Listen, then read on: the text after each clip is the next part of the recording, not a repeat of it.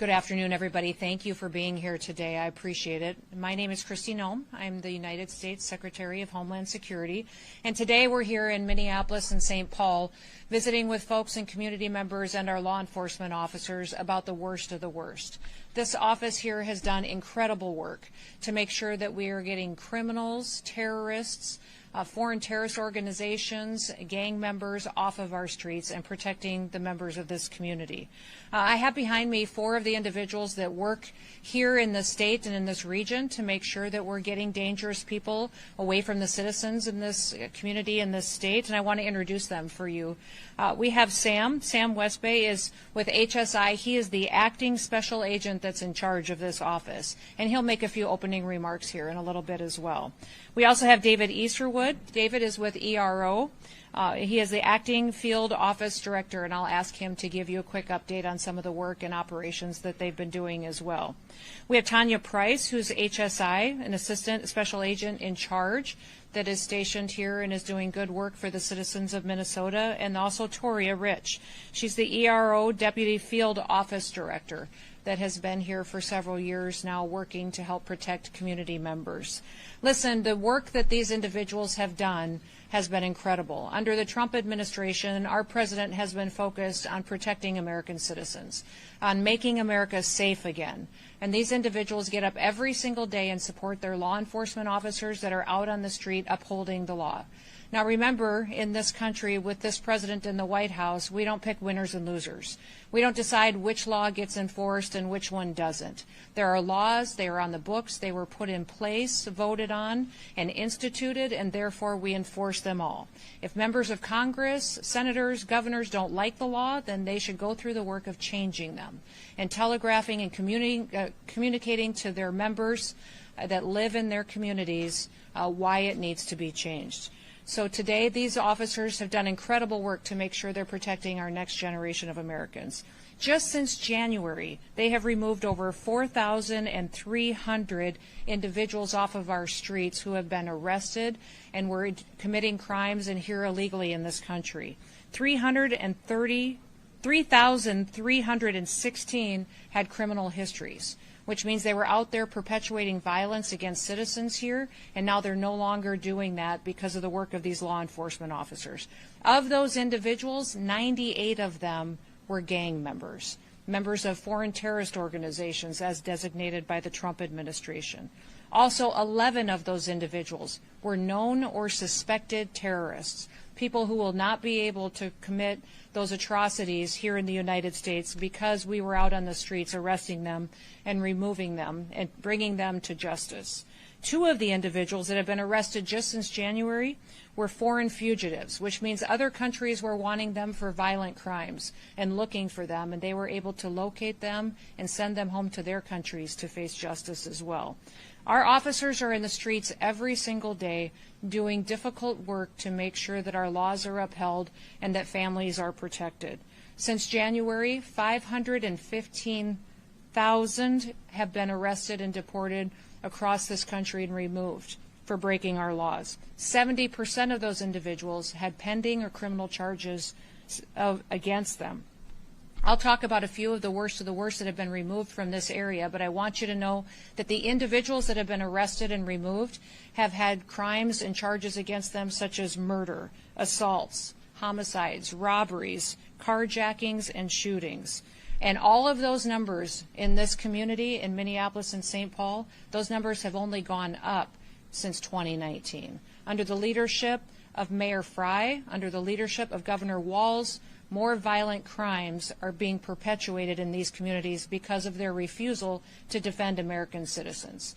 Regardless, our federal officers, our ICE officers, ERO, HSI, in partnership with our Department of Justice agencies and other individuals throughout the federal government, we will continue to do the work to make sure that these criminals are removed from our communities. I want you to look at these posters that we have up here at the front of the room. One of the individuals, his last name is Munoz. He's from Mexico, and he was brought in and arrested for charges of homicide. Another one is Hernandez Rivieras from El Salvador. The charges against him are human slavery and trafficking of individuals in this country. Garcia's in front of us as well. His last name is Garcia Oliver from Mexico. He's been wanted and charged with sexual assault. And then another individual in front of us on these posters in front of us is Gonzalez Rivas. He's from El Salvador and is wanted for assault. These individuals have been arrested because of these individual law enforcement officers in our community and will be brought to justice and deported from our country, never to return. We also had operation that has been working in this area specific to visa fraud. Visa fraud has been very rampant in these cities, and the USCIS agency has worked on Operation Twin Shield, which is a first-of-its-kind visa fraud operation that has gone out and investigated those who maybe came into this country under wrong paperwork or overstayed and refused to leave, and they utilized fraud to do so. It has been incredible the work that these officers have done in conjunction with the United States Citizenship and Immigration Services to make sure that those individuals no longer get to break our laws and aren't held to consequences of it.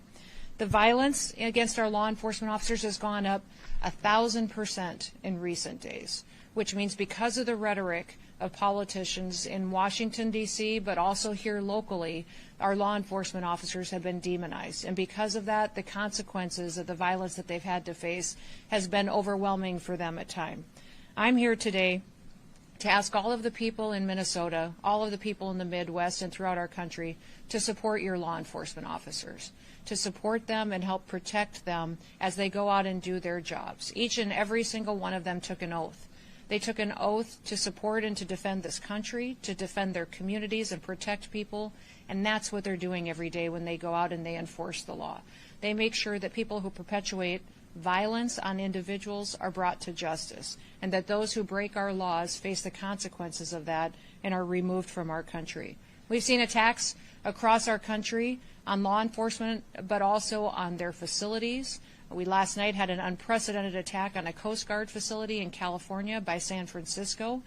We've seen individuals going after patriots who step up to defend not just our streets, but also defend us internationally and defend us on a national security standpoint each and every day. We need to change our ways in this country. We need to start telling the stories of the victims that will be protected, the people that will be protected, the families that will be able to let their kids walk to school safely now because that terrorist or that sexual predator is off the streets. We need to start talking about these families that need justice for the lost loved ones in their lives. And we need to make sure that we're talking and sitting at a table coming up with solutions on what we can do to make America safe again. Violent protests, violent attacks and riots, and attacks on our law enforcement officers shouldn't be happening in this country. This country was founded on freedom and liberty and raising individuals who can be examples to others of the way that we should live.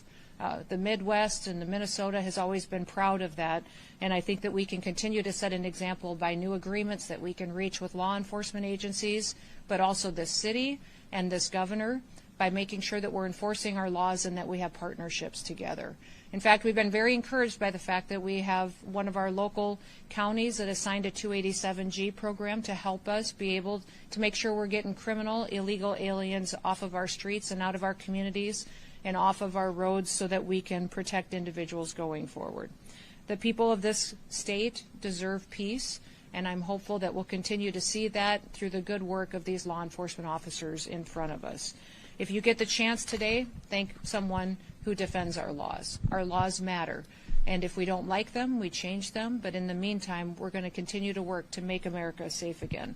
With that, I want to turn it over to Sam, who's going to talk a little bit about some of the work that this office in particular has done, and I'll let him do that, and then we'll go to David as well. Thank you, Sam. Good afternoon. Thank you, Secretary Noem, for joining us today and for your unwavering support of the critical work we do at ICE and Homeland Security Investigations. My name is Sam Westbay. I'm the Acting Special Agent in charge for Homeland Security Investigations in St. Paul. I have the privilege of leading a team of exceptional professionals who are dedicated to safeguarding our communities and dismantling the transnational criminal networks that threaten our national security. The threats we face today are more sophisticated and global than ever before. Criminal organizations operate across borders, exploiting vulnerabilities to traffic drugs, weapons, and humans, launder money, and engage in cybercrime. These crimes don't just harm individuals, they undermine the fabric of our society, our economy, and our national security. But HSI St. Paul is meeting these challenges head on. Across Minnesota, North Dakota, South Dakota, our agents and analysts are conducting complex investigations that are breaking apart these networks, rescuing victims, and holding perpetrators accountable. We have united with our federal partners and other law enforcement agencies to create the Homeland Security Task Force St. Paul to combat the cartels, foreign terrorist organizations, and take harmful narcotics and weapons off the streets in Minnesota and the Dakotas, like you see in front of you. The work we do is not easy.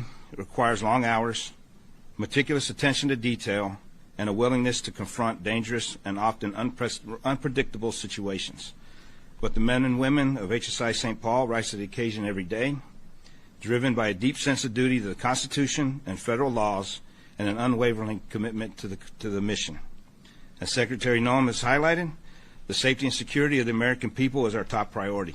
HSI St. Paul is proud to play a leading role in advancing that mission, and we will continue to do so with the same determination and resolve that has defined our work thus far. Thank you.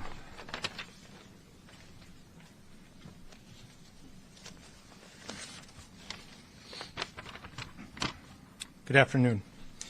Thank you, Secretary Noem, for your leadership and for taking the time to join us here today. Your presence underscores the importance of the work we do every day in service to the mission of the Department of Homeland Security and the American people. My name is David Easterwood. I'm the Acting Field Office Director for Enforcement and Removal Operations, ERO St. Paul. I'm honored to lead the officers and staff of ICRO across Minnesota, North Dakota, South Dakota, Iowa, and Nebraska. The men and women of ERO St. Paul embody the highest standards of professionalism, integrity, and dedication. Every day, they face complex challenges with determination and resolve, ensuring the safety of our communities and the enforcement of our nation's immigration laws. Their work is critical to the security of the United States, and I am proud to lead such an outstanding team.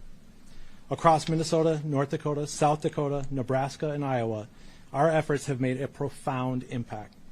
Whether it's apprehending criminal illegal aliens who pose a threat to public safety, managing detention operations with care and professionalism, or collaborating with federal, state, and local partners, our officers demonstrate every day what it means to serve with honor and dedication.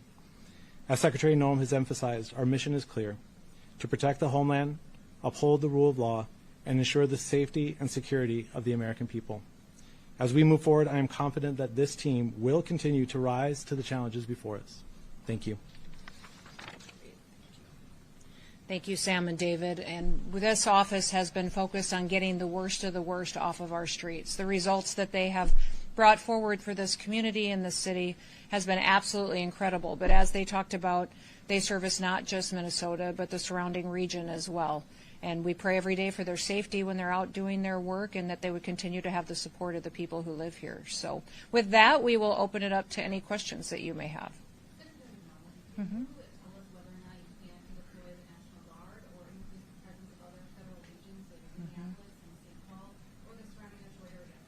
You know, it's up to the president on if he believes that National Guard should be deployed to any situation in any city across our country. But we do have an increase of federal officers that will be coming. As you know, we had a big bill passed through Congress that allocated to us 10,000 new ICE officers across the country.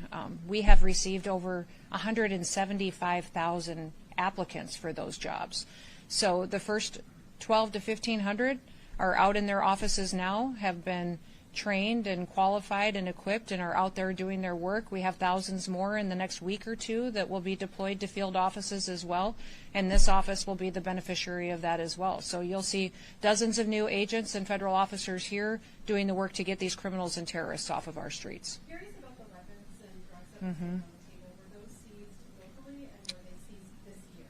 They were. I will let Sam talk about the specifics on each of these, but yes, these are all drugs and weapons that were seized from the operations that these law enforcement officers conducted here in this area. So I'll let you talk a little bit about specifics if you'd like to. Yes, I don't have a lot of specifics on them because obviously some of these cases are still ongoing in the courts. But the dope and the methamphetamines, the fentanyl, and the weapons seen here have been taken off the streets in Minneapolis and St. Paul between us and our federal partners, DEA, ATF, FBI, and everyone else that we work with. But they have been taken off the streets at some point in time throughout the year here.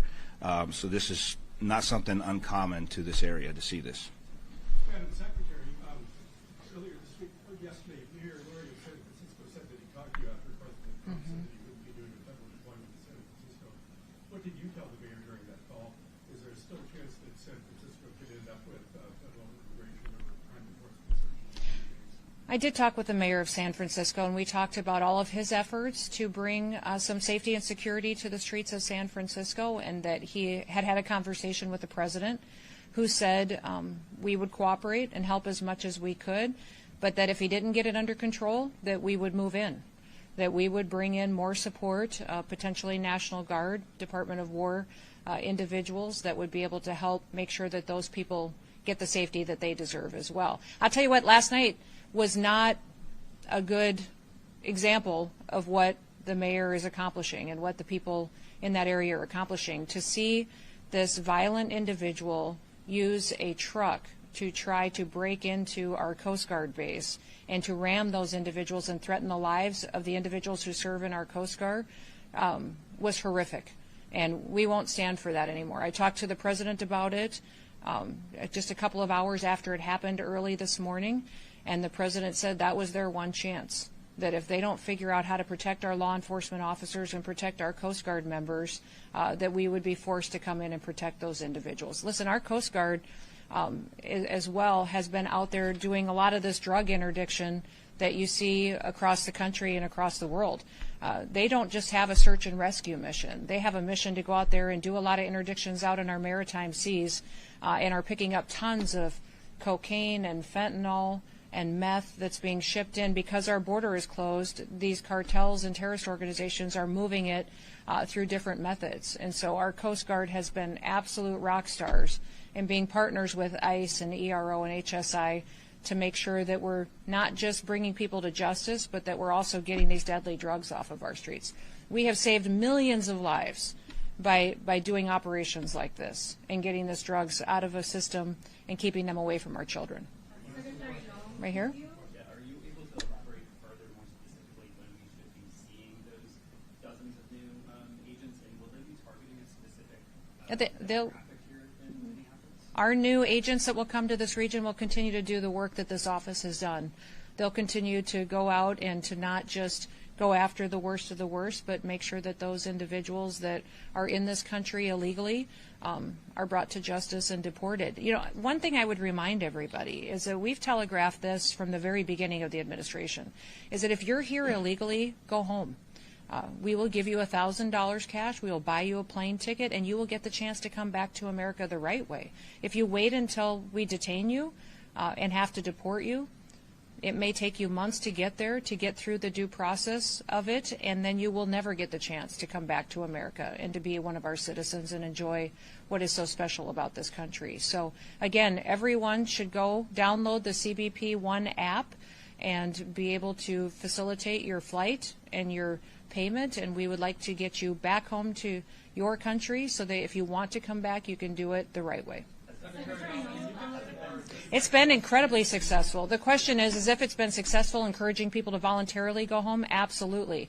We have over 1.6 million people that have voluntarily deported on their own, decided, you know what, I'm not going to wait until they come and find me and arrest me. I'm going to go home now and get the chance to come back. And many of these countries that they are coming from have set up different programs and training opportunities for them. You go to Guatemala, Honduras, Mexico, Panama, many of these countries have training programs, housing loans that they will give to individuals who are returning back. They want them to be a part of their economy. Their situation has changed as well because America has enforced our borders and we've worked with them so much. They're doing better and their businesses are growing. So we would encourage people to continue to do that. Overwhelmingly, people understand now that It's different in the United States. Now we follow the law. Now we enforce the law, and now people are safe again. We'll go down here. Instances where ICE agents have not been appropriately identifying themselves here in Minnesota, is that something that's being handled internally? Our agents always follow exactly what the law is and what the regulation and the protocol is for every single operation that they're out on. So they are always identifying themselves and making sure that people know who they are and why they're there. Recently, a couple weeks ago, there was workers roofing company that were detained in St. Paul, and multiple witnesses who live in that neighborhood said that ICE agents were not identifying themselves. Is that something that's been resolved since? Our agents follow the exact same operational protocols and regulations and structure and law that they always have. Nothing has changed for how they operate, going out there and making sure they're detaining people that are here illegally, that have committed criminal activities, and that need to be removed from our country. Secretary Noem, can Yes. you and Mr. Westbay provide some clarification on the two men on the posters behind you? Did they live in this area? When were they arrested? Any more details you can provide on them? Do you want to talk? I might actually have to defer to Yeah. David on this one. Yep. I believe those are yours. I've got some details too. Let me. Aldrin Guarnero Munez was a Mexican who has been convicted of assault and homicide in 2004. He was arrested for first-degree assault, third-degree assault, and malicious punishment of a child. In 2005, convicted of second-degree murder and sentenced to 32 years in prison. In 2015, arrested for 2 counts of third-degree assault. In 2016, again, convicted of third-degree assault and sentenced to 21 months in prison. And yes, the individual was arrested under this administration since President Trump has come in. The next one, Jose Hernandez Rivas, an El Salvadorian illegal alien convicted of human slavery and trafficking. In 2023, he was convicted of 1 count of labor or sex trafficking, which is a felony, and he was sentenced to 10 to 12 years of prison, again arrested with this administration.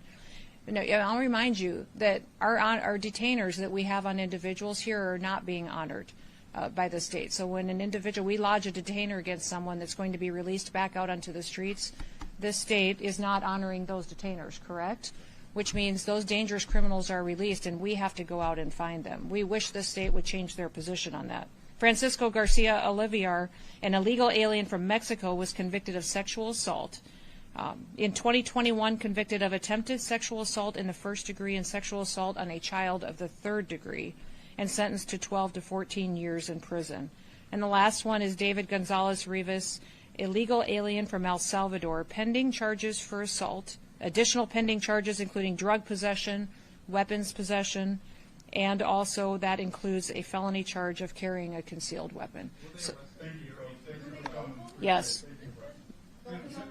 One last question. Who wants to be the last one? Yes, sir. During the October 18th raid in Wilder, Idaho, multiple parents say that their children, as young as 10, were zip-tied for up to 4 hours. Other parents say they were frustrated and unable to care for their kids. Most of them were U.S. citizens who were released. Does ICE have any policies on the treatment of minors during raids? And if so, do you make sure that your partner agencies are aware of the rules ahead of time? Absolutely. Those children, absolutely, that never happened. That's a fake story. That is not true. Children have never been zip-tied, and that will not happen in the future. Secretary Noem, can you tell us whether you plan to increase immigration capacity in terms of detainment here in Minnesota, including possibly entering a contract to use the third correctional facility? I can't speak specific to a contract, but we are looking for more opportunities for detention partnerships here in the state of Minnesota. So we're looking a lot to state agreements, but also where the state isn't cooperative, such as Governor Walz has not been. I would say we're looking for sheriffs, local communities, smaller towns that may have the ability to help provide and partner with us because they know so many of these individuals that are dangerous in their communities, and they can work with us to make sure that we're meeting not just their law enforcement needs, but also we're getting those people out of their area as soon as possible. Yep.